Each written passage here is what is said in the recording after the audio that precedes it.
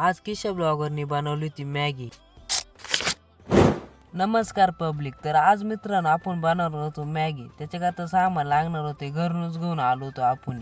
तर आपलं लोकेशन माणसाने तुम्ही तांबाट्याच्या वावरामध्ये होतो डायरेक्ट भाऊ, नादच करून टाकायचं भाऊ तांबाट्यामध्ये। नंतर आपण चुलं पेटवून घेतलं आणि कढई आपण चुल्यावर ठेवून दिली। सर्वात पहिलं आपण तेल टाकून दिलं आणि ते गरम होऊन दिलं। नंतर आपण त्याच्यामध्ये कांदा टाकून घेतला आणि कांदा चांगला गरम होऊन द्यायचा।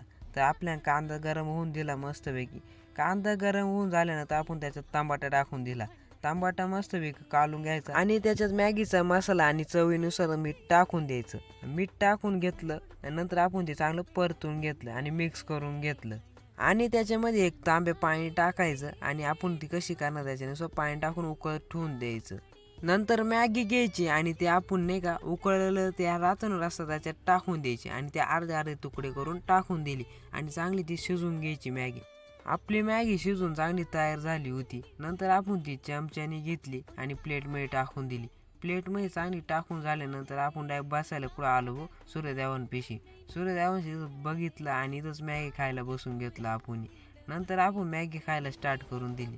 मॅगी खायला स्टार्ट करून घेतली आणि मॅगी बनशाला तुम्ही एवढी क्वालिटी झाली होती ना भाऊ, नादच नाही करायचा।